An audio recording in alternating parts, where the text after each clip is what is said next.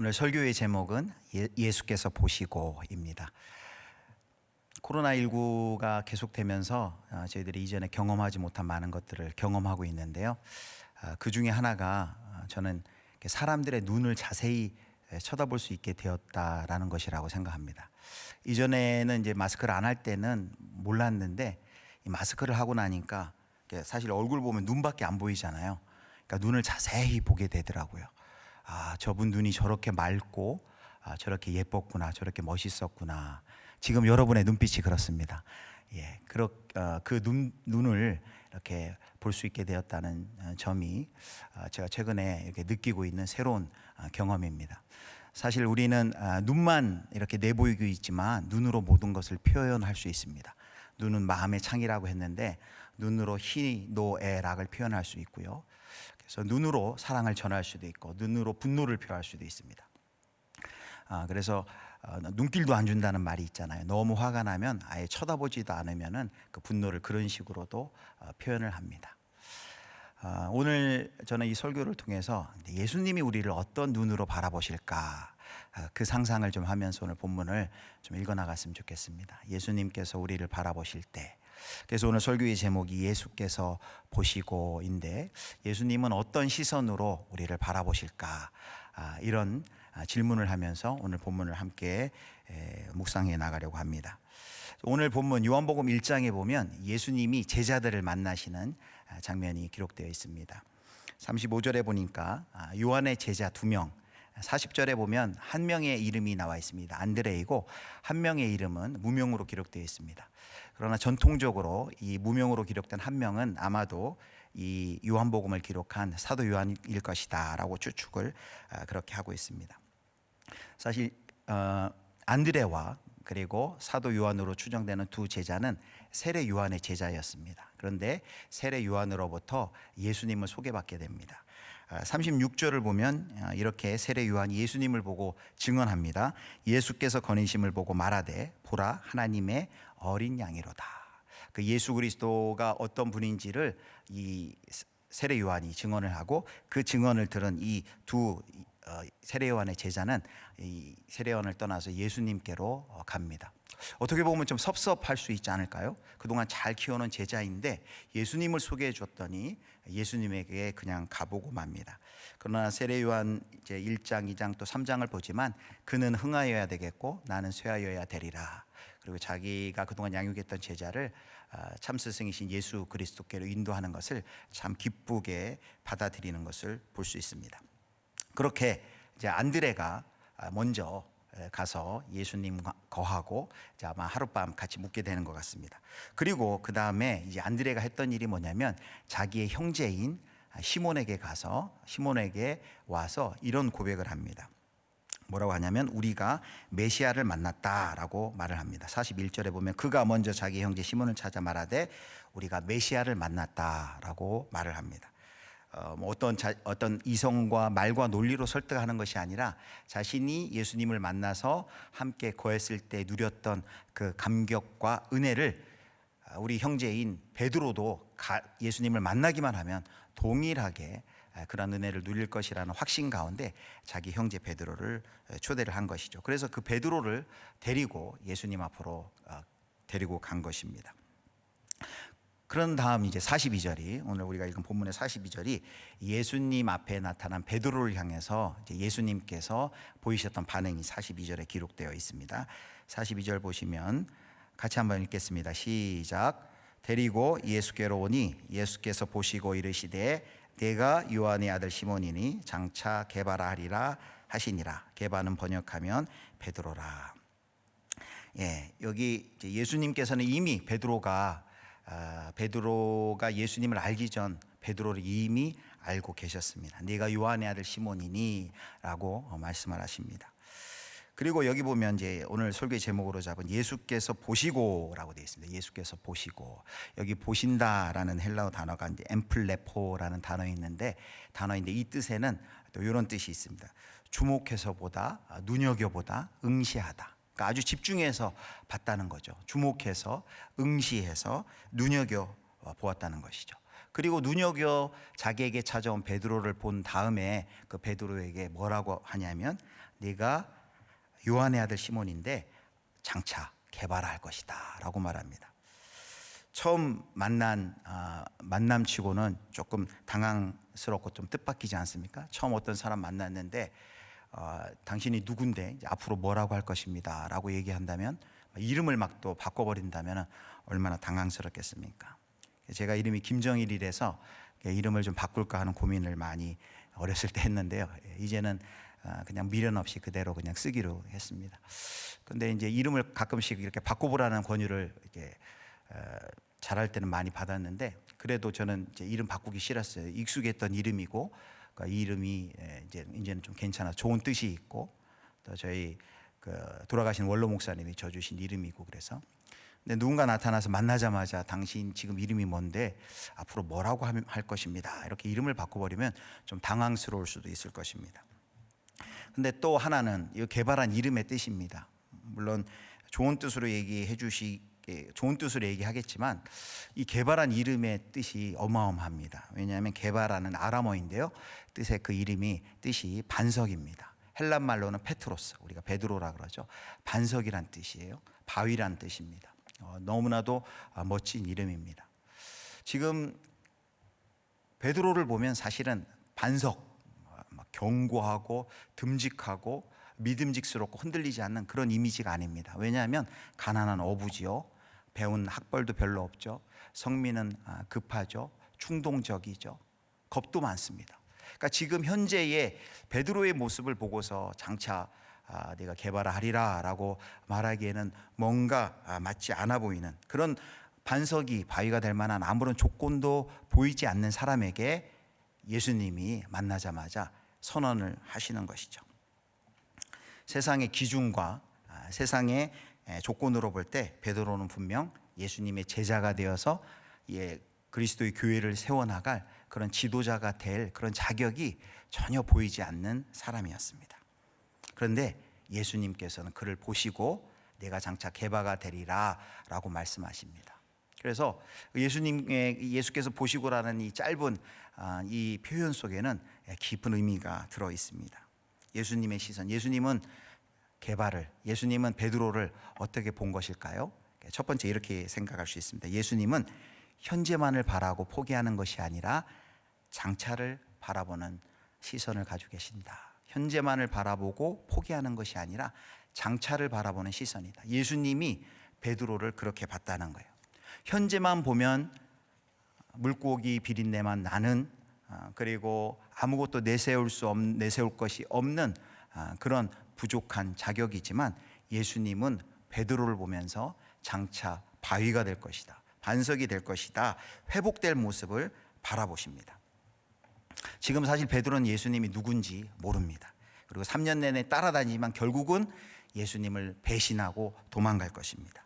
그런데도 예수님은 지금 뭐라고 얘기하는 거예요? 베드로 보고 장차 반석과 같이 견고한 믿음의 사람이 될 것이다, 흔들리지 않을 것이다, 무너지지 않을 것이다, 그렇게 복음을 사수하고 교회를 세울 것이다, 그런 기대를 가지고 선언을 하고 계십니다. 베드로에게 어떤 자질이나 자격을 받더라면 아마 예수님은 포기하셨어야 마땅할 것입니다. 그런데 예수님은 지금 현재의 베드로의 그 모습을 본 것이 아니라 앞으로 이 베드로가 어떻게 변화되고 어떻게 성숙될 것인지를 내다보시면서 그렇게 기대를 하시고 그 선언을 해주신 것이죠. 여러분, 이 시대에는 유용성과 또 효율을 중시하는 시대이기 때문에 당장 실력을 보여주지 않으면, 당장 어떤 자격이나 조건이 되지 않으면 이 시대는 기다려주지 않습니다. 인내하지 못합니다. 무한 경쟁의 시대이기 때문에. 그래서 이 시대 인내한다, 변화를 기다린다라는 것은 이 시대와 잘 맞지 않는 덕목일 수도 있습니다. 그런데 예수님은 지금 우리의 현재의 모습만 보시고 현재의 어떤 자격, 어떤 조건을 보시는 것이 아니라 장차 앞으로 베드로가 어떻게 될 것인가를 내다보시면서 작정하신다는 것이죠. 적합한 사람이 될 때까지 기다려주기로 작정하시고, 적합한 사람이 될 때까지 참아주고 양육해주기로 작정하신 것입니다. 그럼 이렇게 생각할 수 있을까요? 그러면 남들은 알지 못하는 예수님의 신적인 통찰력을 가지고 베드로를 봤기 때문에 남들은 알아보지 못하는 베드로 속에 어떤 기가 막힌 가능성, 능력을 보고서 예수님께서 베드로에게 이런 선언을 하지 않으셨을까? 마치 옛날에 박지성이라는 선수가 명지대 대학생 선수로 아무도 모르는 무명 선수 있을 때 허정무 감독이 그를 딱 보고 앞으로의 미래의 가능성을 보고 그를 1999년에 올림픽 대표팀으로 발탁을 합니다. 그래서 나중에 유명한 한국 축구의 유명한 위대한 선수가 되지 않습니까? 그런 식으로 예수님도 아무도 알아보지 못하는데 베드로에게서 어떤 가능성을 보고서 베드로를 장차 반석이 될 것이다 라고 이렇게 선포하는 것이 아닐까라고 생각을 할 수 있습니다. 그런데 오늘 말씀 보면 그런 게 전혀 아닙니다. 어떤 자격이나 조건을 조금이라도 일말의 불씨를 보고서 앞으로 반석이 될 거야 라고 얘기하는 것이 아닙니다. 그렇다면 이제 두 번째 예수님의 시선으로 넘어갑니다. 도대체 예수님은 베드로를 어떤 시선으로 보았기 때문에 이렇게 지금의 조건과 자격으로는 다른 세상의 사람들이 봤으면 선택하지도 않고 포기했을 그 베드로를 장차 반석이 되고 그리고 바위가 될 것이다 라는 그 기대를 가지고 선언하고 작정을 하시는 것일까요? 그것은 이제 오늘 문맥을 통해서 살펴볼 수 있습니다.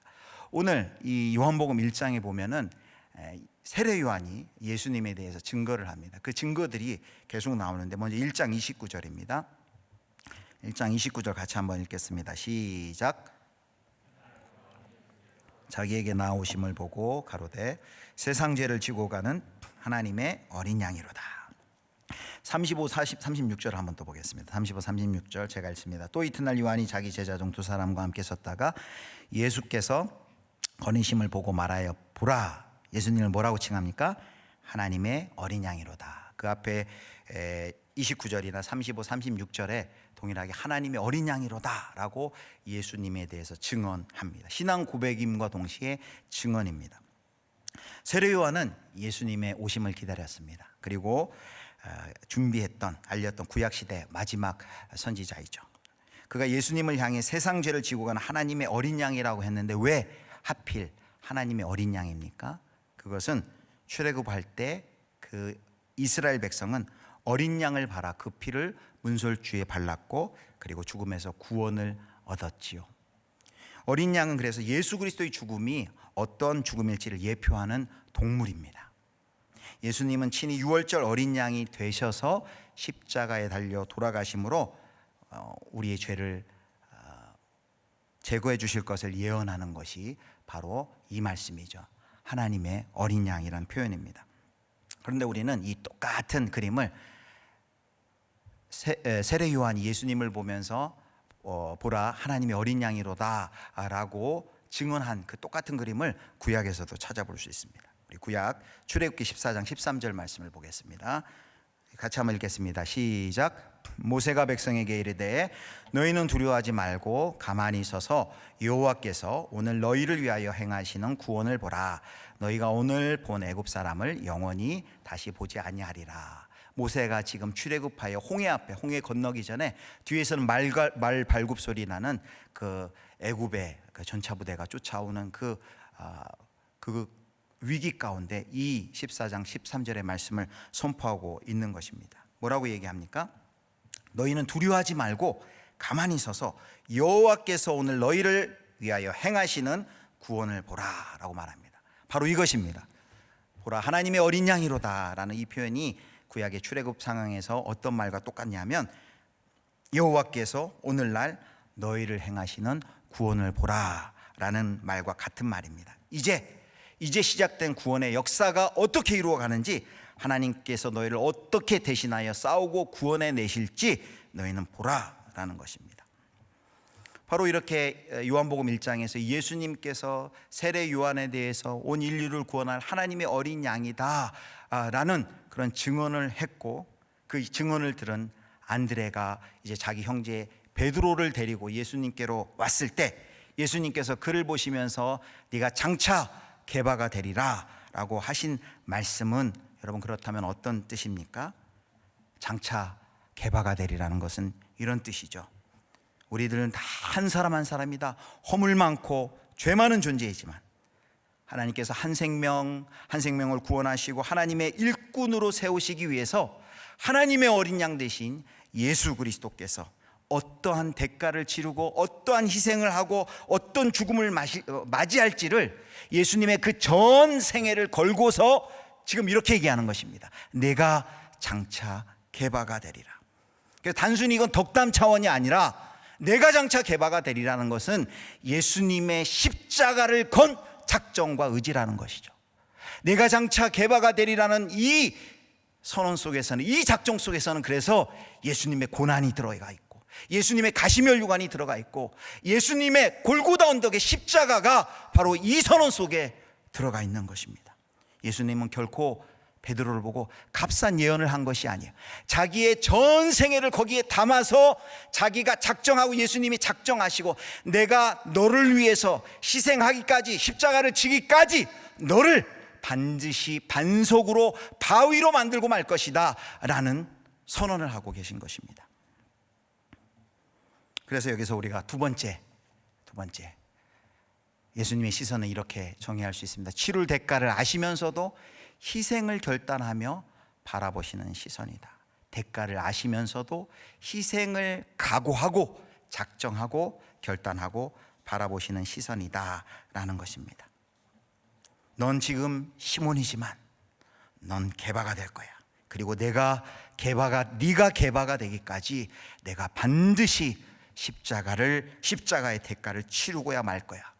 내 생명을 맛 바꾸어서까지라도 너가 반석이 되도록, 바위가 되도록 든든히 믿음 위에 든든히 서서 하나님의 교회를 섬기는 지도자가 되기까지 내가 너를 반드시 기다려주고 깎고 다듬고 인내하여서 내가 십자가를 지기까지 어떠한 희생을 내가 감수하더라도 너를 반드시 그렇게 만들고야 말 거야 라는 다짐이 내가 장차 게바가 되리라 라는 이 예수님의 선언 속에 들어있는 것입니다. 그래서 이 선언은 단순히 베드로에게, 시몬에게 선언하기 이전에 하나님 앞에서의 예수 그리스도의 다짐이요 작정이라고 할 수 있습니다. 예수님께서 어떻게 자신의 사명을 이제 공생애를 시작하시면서 어떻게 이 사명을 한 사람 한 사람 그 영혼을 대하면서 어떻게 이 인류 구속의 사명을 지속해 나갈지를 하나님 앞에서 다짐하시는 것이죠. 한 생명 한 생명을 구원하여서 하나님이 원하시는 그 구원의 완성과 목적에 이르기까지 내가 그들을 포기하지 아니하고 내가 십자가의 희생을 지고 다 하고 끝까지 대가를 치르고서 반드시 바위로 반석으로 세우고야 말 것이다 라고 결연히 작정하고 선언하시는 것입니다. 사랑하는 성도 여러분, 우리가 우리 자신과 우리 주변을 보면 절망할 수밖에 없습니다. 우리 자신을 계속 묵상하다 보면 여러분 묵상할수록 힘이 납니까? 힘이 빠져요. 왜 난 이거밖에 안 되나? 내 주변 보면 저렇게 잘하는 사람도 많고 실력 있는 사람도 많고 가진 사람도 많은데 나를 볼수록 너무 초라합니다. 실망스럽습니다. 내 주변의 상황은 너무나도 많은 걱정이 주변에 많이 있습니다. 감당할 수 없는, 나는 감당할 수 없을 것과 같은 그런 주변에 많은 고통과 상황이 주변에 엄습해 있습니다. 막다른 골목에 처해 있는 것과 같은 그런 마음이 들 때도 있습니다. 이해 전혀 안 되는 일 가운데 한가운데 있을 때도 있습니다. 한 치 앞도 모를 상황 속에 우리는 무기력을 경험합니다. 그래서 오늘도 수많은 사람들이 자신을 바라보며 자신의 주변의 상황을 바라보며 이 시대를 바라보며 절망합니다. 10대들은 학업과 성적 때문에 비관하며 생을 등지는 아이들도 있습니다.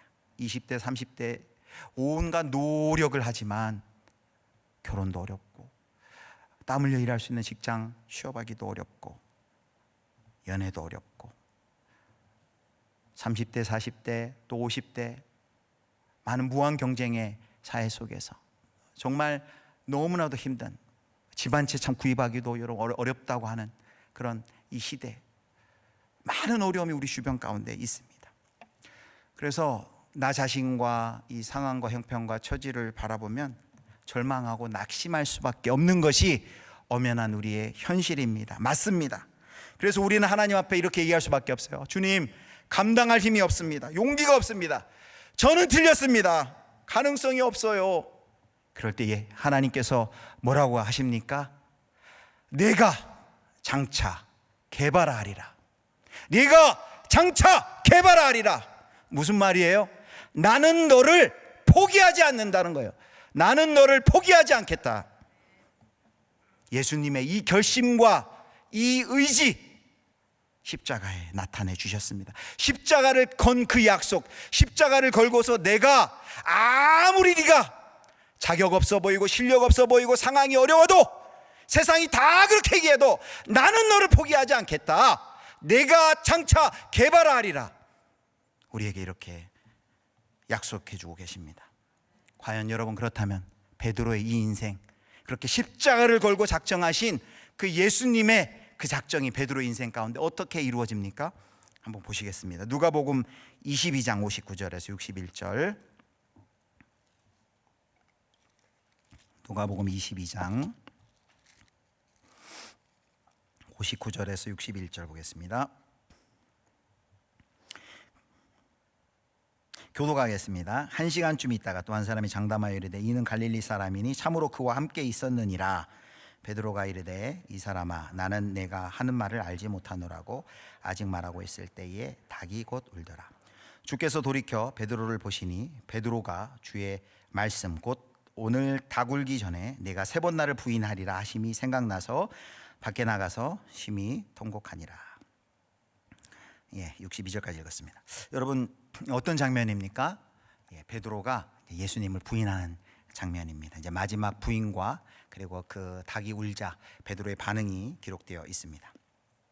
흔히들 베드로가 닭 울음소리를 듣고 회개했다라는 말들을 하는데 사실 그거는 정확한 표현은 아닙니다. 오늘 본문에 보면 닭 울음소리와 동시에 어떤 일이 일어났습니까? 61절을 보니까 주께서 돌이켜 베드로를 어떻게 했다고요? 베드로를 보시니 그랬습니다. 여기 베드로를 보시니, 이 보시니가 바로 요한복음 1장 42절에 똑같은 단어예요. 엠플레포, 주목하여 보다, 응시하여 보다, 아주 집중해서 보는 것이죠. 베드로를 요한복음 1장에 처음 베드로를 만났을 때 그를 주목하여 보셨던 예수님이 지금 베드로가 예수님을 부인하는 그 순간에 다시금 주목하여서 그를 바라보고 계신 것을 알 수 있습니다. 3년 반 동안의 공생애를 다 마쳐가는 이 시점에 제자의 배신 앞에서 다시금 그 배신하는 제자를 바라보는 것이죠. 그런데 여기 베드로를 보시니 거기에 우리가 주의해야 할 또 하나의 단어가 있는데 여기 돌이켜라는 표현이 있습니다. 주께서 61절에 보니까 돌이켜라고 말합니다. 돌이켜라는 것은 등을 돌린다는 거예요. 이렇게 있다가 이렇게 등을 돌리는 겁니다. 등을 돌린다는 것은 무슨 말일까요? 일부러 보신 겁니다. 예수님은 등을 베드로가 예수님의 등만 봤죠. 왜냐하면 예수님이 이제 등지고 있을 때 그 뒤에서 계속해서 질문이 들어올 때 베드로가 부인합니다. 그를 모릅니다. 부인을 계속하죠. 그것을 예수님이 신문 받으면서 그 베드로의 부인 소리를 다 듣고 계신 거예요. 누가 부인하는지 알죠. 자기의 사랑하는 애제자 베드로가 자기 자신을 부인하고 있는 것을 다 듣고 계셨습니다. 그토록 사랑하시는 제자, 주는 그리스도시요 살아계신 하나님의 아들이십니다. 신앙 고백하고 다른 사람은 다 주를 버릴지라도 나는 주를 버리지 않겠습니다 라고 작정하고 신앙으로 고백했던 그 베드로가 3번씩 예수님을 부인하고 자기 자신을 저주하는 그런 모습을 예수님이 다 듣고 계셨어요. 그러다가 어떻게 합니까? 돌이킵니다. 돌이켜 등을 돌려서, 예수님이 등을 돌려서 뭐 했을까요? 베드로의 눈을 봤죠. 그 순간 배신당한 주님과 배신한 제자의 눈이 서로 마주친 것이죠. 시선이 부딪힌 것입니다. 그런데 놀랍게 그 시선이 부딪힌과 동시에 오늘 누가복음 본문은 닭 울기 전에 네가 3번은 나를 부인하리라 하시던 주님의 말씀이 생각났다 했습니다. 닭이 울어서 그 소리를 듣고 회개한 것이 아니라 예수님과 시선이 마주치는 그 순간 닭이 울었고, 그리고 그 다음 베드로의 반응은 밖으로 나아가 통곡하는 회개의 눈물을 흘립니다. 그래서 세번역 성경에는 보면 이 부분을 이제 조금 더 이해하기 쉽게 이렇게 번역해놨어요. 주께서 돌아서서 베드로를 쳐다보셨습니다. 그러자 베드로는 오늘 닭이 울기 전에 네가 나를 3번 부인할 것이다 하신 주의 말씀이 기억났습니다. 자, 그렇다면 여러분, 예수님의 그 배신하는 제자를 신문받다가 등을 돌이켜서 배신하던 그 제자와 눈이 마주쳤을 때에 그 예수님의 눈빛, 그 예수님의 눈빛은 여러분 어떤 눈빛이었을까요? 여러분 한번 묵상했으면 좋겠습니다. 배신자에 대한 경멸, 증오, 저주의 눈길이었을까요? 눈으로 다 표현할 수 있다 그랬잖아요. 네가 어떻게 나를 배신해? 너 밤길 조심해. 네 인생이 잘 될 줄 알아?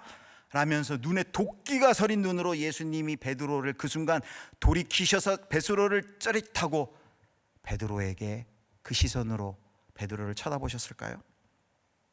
저는 그렇게 생각하지 않습니다. 교활한 배신자인 베드로를 탓하시기는커녕 예수님께서는 아마도 무언의 사랑으로 베드로를 한없이 감싸며 그를 위로해 주셨을 것입니다. 그래, 내가 너를 이해한다. 너는 그렇게 약하지. 그게 너다. 그래서 내가 십자가를 질 수밖에 없는 거야. 나는 그렇지만 너를 포기하지 않을 것이다.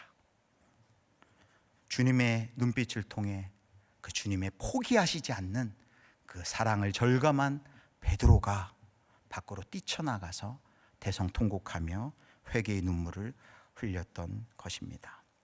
사랑하는 성도 여러분, 예수님 어떤 눈으로 베드로를 끝까지 바라보고 계세요? 내가 장차 개발하리라.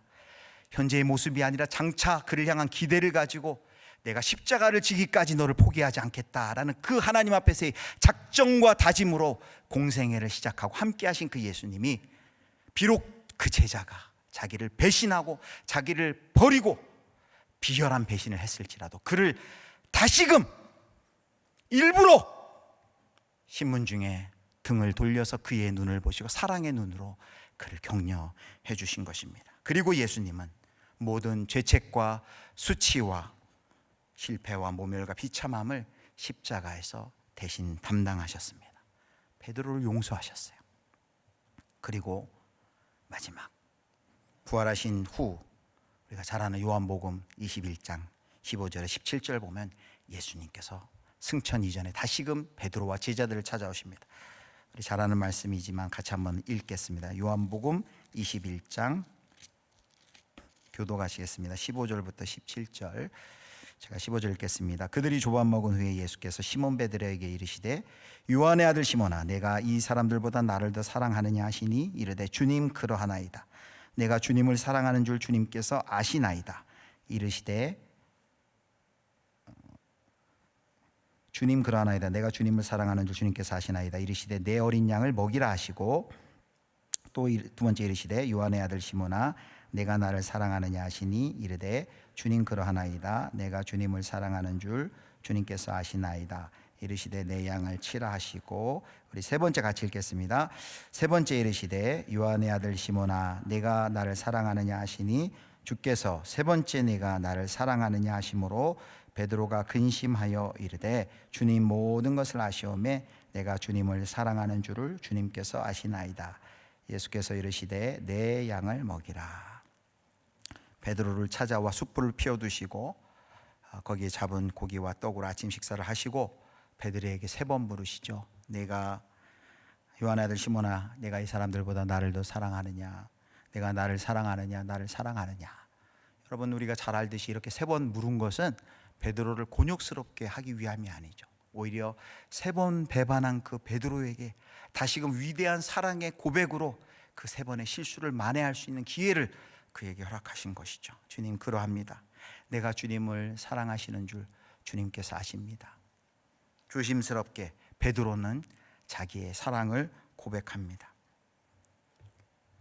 베드로를 세 번이나 예수님을 배도한 배신자 베드로가 아니라 다시금 세 번의 위대한 사랑의 고백을 하는 위대한 사도로 회복시키십니다. 그리고 이 베드로가 오순절 성령의 능력을 받고 이제 죽음도 불사하고 죽음도 두려워하지 않고 담대히 생명의 복음을 전하고 초대교회의 위대한 지도자가 되어서 하나님의 나라와 초대교회를 섬기다가 예수님 가신 그 순교의 길을 가는 것을 볼 수 있습니다. 내가 장차 개발하리라 하는 십자가를 걸고 하신 하나님의 작정과 의지가 이렇게 성취되는 것을 우리는 볼 수 있습니다. 사랑하는 성도 여러분, 예수님께서 보시고 했습니다. 예수님께서 이 눈으로, 베드로를 보신 이 눈으로 저와 여러분을 오늘도 지금도 바라보고 계신 줄 믿으시기를 바랍니다. 이 눈으로 우리를 바라보신다는 거. 어떤 눈이에요? 현재 우리의 자격 없음, 조건 이런 것만 보고 포기하는 것이 아니라 장차 이 성도가 장차 어떻게 영광스러운 하나님의 백성으로 성화되고 변화되어 갈지 하나님의 그 기대 속에 우리를 지금 바라보고 계신 거예요. 그리고 그 변화가 우리의 노력으로만 되면 우리는 할 수 없을 거예요. 그래서 조직신학에서는 이렇게 얘기해요. 성화의 주체는 바로 성령이시다, 하나님이시다. 하나님이 그 변화와 성숙에 하나님이 책임지시고 십자가를 걸고 우리를 그 변화와 성숙에 이르도록 다듬고 깎고 기다려주시고 인내하고 거기까지 하나님의 열심으로 우리를 데리고 가시겠다 하나님이 약속하셨습니다. 그리고 하나님 결코 포기하지 않으신다는 그 시선으로 우리를 바라보고 계신 것입니다. 하나님은 절대 포기하지 않으십니다. 여러분 한번 따라해 주시겠습니까? 하나님은 절대 포기하지 않습니다. 여러분 믿으십니까? 맥스 루케이드가 쓴 은혜라는 책 속에 이런 구절이 있습니다. 하나님 사전에 포기란 없다. 하나님 사전에 포기란 없다라는 내용이 있는데 제가 읽어드리겠습니다. 형들에게 잡혀 구덩이에 빠진 요셉, 그래도 하나님은 포기하지 않으셨다. 애굽에 저 대신 아론을 보내세요. 모세의 어리석은 말에도 하나님은 포기하지 않으셨다. 애굽을 탈출하고 나서 적과 꿀 대신 애굽 종살이를 그리워한 이스라엘 백성, 그래도 하나님은 포기하지 않으셨다. 최후의 만찬 자리에서는 예수님을 경배하고 뒤돌아 그분을 배신한 베드로, 그래도 하나님은 포기하지 않으셨다. 구세주의 손에 대못을 박은 인간의 손들, 이때 예수님의 손을 꼼짝 못하게 붙잡은 것은 병사들이 아니라 하나님이셨다. 하나님은 나와 당신을 포기하지 않으시려 예수님을 포기하셨다. 하나님은 나와 당신을 포기하지 않으시려고 그분의 독생자를 포기하셨다. 사랑하는 성도 여러분, 베드로를 보시는 이 하나님의 사랑의 눈길, 바로 그 눈길로 오늘도 여전히 저와 여러분을 바라보고 계신다는 거예요. 그런데 우리는 그 예수 그리스도에게 그 시선의 눈길을 못 맞추고 계속해서 나만 보고 절망하고 상황만 보고 낙심하고 포기하고 절망하고 계시지는 않습니까? 그래서 먼저는 그 예수 그리스도의 그 눈길로, 하나님이 우리를 보시는 그 사랑의 눈길로, 이 시선으로 우리 자신을 보아야 됩니다. 그리고 또 이 자리에 우리 부모님이 계시다면 그 눈길로, 그 시선으로 우리 자녀들을 보아야 됩니다. 또 온라인으로 지금 또 예배를 같이 드리고 계신 우리 부모님들도 그 시선으로 우리 자녀들을 봐야 합니다. 이제 주일부터 위플러스 가정 예배가 시작되어서 지금 이제 한 200여 가정이 지금 신청해서 이제 가정에서 예배를 회복하는 이 캠페인에 지금 동참해주고 계십니다. 이걸 기획하면서 어떻게 이 예배를 더 잘 드릴 수 있게 홍보할까 하다가 이런 아이디어가 나왔어요. 우리가 가이드 영상을 만들자. 그래서 1강에서는 담임 목사님께서 왜 이 가정 예배가 소중한지 중요한지를 먼저 설명해 주시고, 이제 2강에서는 가정 예배를 잘 드리는 법을 우리가 영상으로 찍어서 올리자. 근데 이렇게 기획하다가 아주 기발한 아이디어가 나왔어요. 가정 예배를 잘 드리는 모습을 보여주는 것이 아니라 진짜 지금 현실의 모습들, 가정에서의 현실의 모습들, 예배 드릴 때 그 막 좌충우돌 막 엉망진창인 그 예배의 모습을 그냥 여과 없이 그냥 보여주자. 그래가지고 찍었습니다. 영상을 찍었어요. 그런데 이 잘 드린 가정 예배의 모습을 본 것보다 오히려 이렇게 엉망진창인 가정 예배의 모습을 본 성도님들의 반응이 폭발적이에요. 너무 우리 가정의 모습과 비슷하고 너무 공감이 된다. 그러면서 해주신 말 중에 하나가, 거기에 보면 큰아들이 나오거든요. 큰아들이 범식이고 둘째가 재준이에요. 그리고 이제 제가 아버지로 나오는데, 그 범식이와 재준이는 이거는 연기가 아닌 것 같다. 완전히 삶 그 자체다. 이거는 백상예술대상 연기상 받을 정도로 어쩜 그렇게 연기를 잘하냐. 제가 이렇게 대답을 해줄 수 있을 것 같아요. 연기가 아니라 실제로 그들의 삶이 십수년 전에는 그랬기 때문이에요. 우리가 다 사실 그랬어요. 예배 드리기 싫어하고, 지금 보면 뭐 볼 때 아무런 소망이 없어 보이는 청소년 시절에 우리 아이들 보면 무슨 막 낙심되지 않습니까? 그 영상에 보면 막 예배 드리자면 계속 고개 숙이고 핸드폰 보고 있고 그리고 입도 안 열고 아빠 짧게 하라 그러고 뭐 이런 것들이 다 지금 우리 아이들의 모습이에요. 청소년들이 그 자리에 앉아 있는 것만 해도 참 감사하죠. 그런데 그들을 볼 때, 야, 너는 어떻게 그렇게 하나님 앞에서 너 그럴 수가 있냐? 아빠는 너 때 그러지 않았는데 라면서 라떼 얘기를 하는 게 아니라 그들을 자녀들을 볼 때 어떤 시선으로 보자는 거예요? 우리를 기다려 주시는, 포기하지 아니하시는 그 하나님의 시선으로 우리 자녀들을 보면, 여러분, 베드로를 변화시키신 그 베드로, 그 부족하고 성미 급하고 실수 많았던 베드로를 장차 개바가 되리라 반석으로 변화시켜 주신 그 하나님께서 우리의 자녀들도 그렇게 성숙한 하나님 나라의 믿음의 일꾼으로 세워주실 줄 믿습니다. 제가 최근에 이 경험을 했습니다. 제가 엊그제 주일에 12시 예배, 여러분 특송 혹시 들으신 분이 있습니까? 돌아가신 오늘 지난 주일 12시 예배 특송을 꼭 들어보시길 바랍니다. 그 특송을 들으면서 제가 은혜를 굉장히 많이 받았는데, 그 이유는 그 특송의 반주를 제 딸이 했기 때문입니다. 처음으로 본당에서. 근데 실제로는 제 딸이 반주해서가 아니라 거기에 좀 이야기가 있습니다. 줄거리 할 말씀이 있는데, 그날 특송한 자매가 우리 딸의 친구예요. 중학교 2학년 때부터 친구예요. 근데 얘가 이제 중학교 2학년 때부터 가까이 지냈지만 교회를 안 다니던 친구예요. 그래서 저희 집에도 자주 오고 그래서 잘 알죠. 근데 이 아이가 우리 딸하고 이렇게 학교 생활 하면서 예수님을 알게 됐어요. 그리고 예수님을 마음에 영접하게 됐어요. 그리고 지금 이제 대학부 이제 1청년에서 아주 팀 생활도 잘하고 신앙생활을 아주 재밌게 해요. 그 친구들이 한 이제 3명 정도가, 우리 딸의 친구들이 한 3명 정도가 같이 지금 왔는데, 지난주에 저를 만났는데 그래요. 3일교회 청년분 너무 좋아요. 저한테 그래요. 그런데 그 아이가 이번 주에 특송을 한 것입니다. 예수를 안 믿던 이 아이가, 철부지였던 중학교 2학년 아이였던 이 아이가 언젠가 예수님을 알고 특송을 했는데, 여러분 그 특송 제목이 뭔지 아세요? 나는 아무것도 아닙니다예요.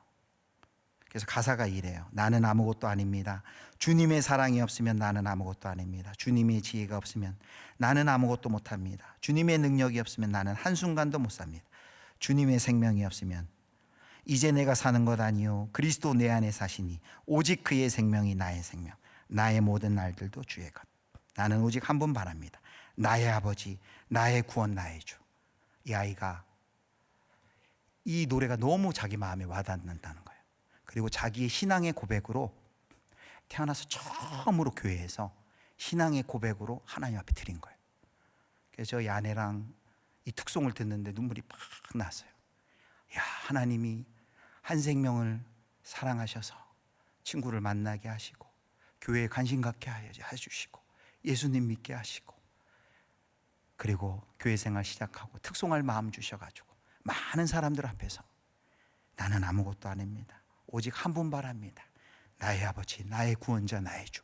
이 찬양 고백하는데 너무 감사하고 너무 감격스러웠습니다. 여러분,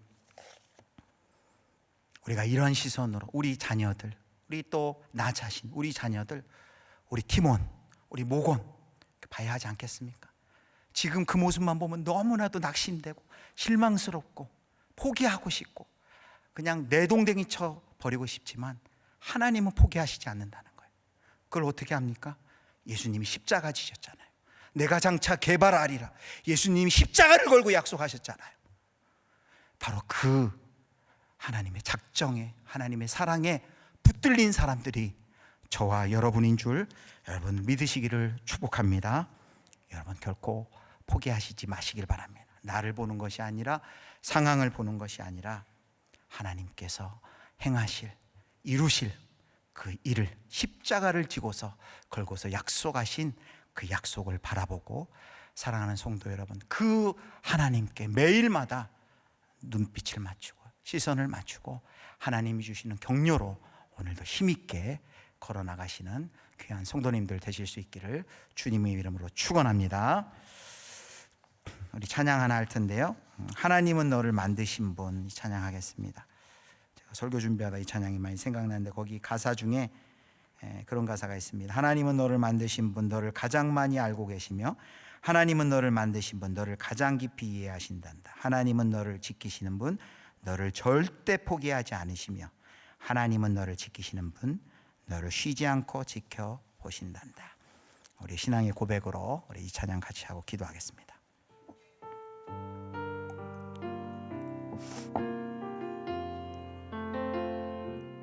하나님은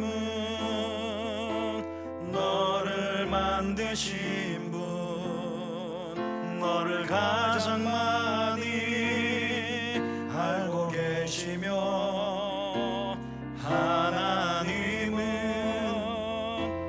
너를 만드신 분 너를 가장 깊이 이해하신단다. 하나님은 너를 지키시는 분 너를 절대 포기하지 않으며 너를 절대 포기하지 않으며 하나님은 너를 지키시는 분 너를 쉬지 않고 지켜보신단다. 그의 생각 셀 수 없고 그의 자비 무궁하며 그의 성실 날마다 새롭고 그의 사랑 끝이 없단다. 하나님은 너를 원하시는 분 하나님은 너를 원하시는 분 이 세상 그 무엇 그 누구보다 하나님은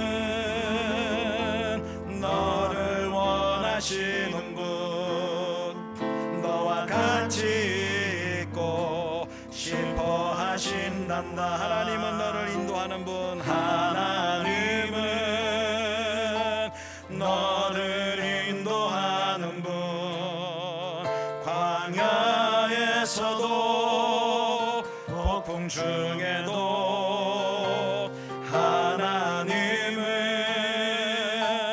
너를 인도하는 분 푸른 초장으로 인도하신단다. 그의 생각 셀 수 없고 그의 자비 무궁하며 그의 성실 날마다 새롭고 그의 사랑 끝이 없단. 그의 생각 셀 수 없고 그의 생각 셀 수 없고 그의 자비 무궁하며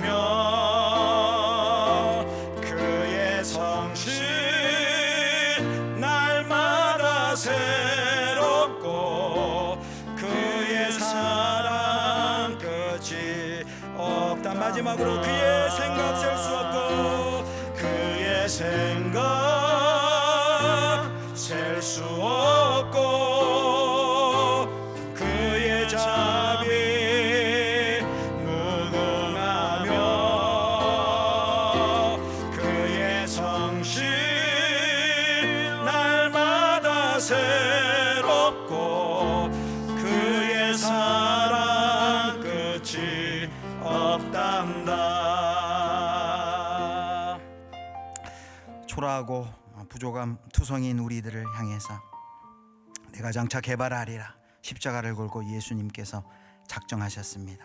그래서 우리는 우리 자신을 보고 실망하고 낙심할 필요도 없고 우리 상황을 보고 낙심할 필요도 없습니다.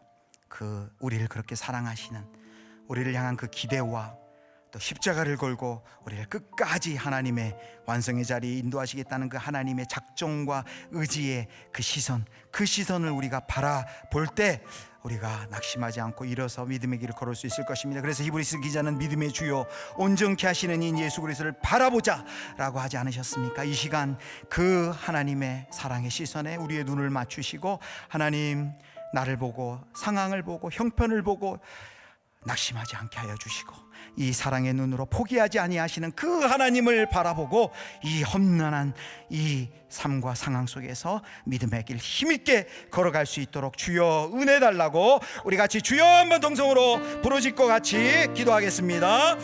주여.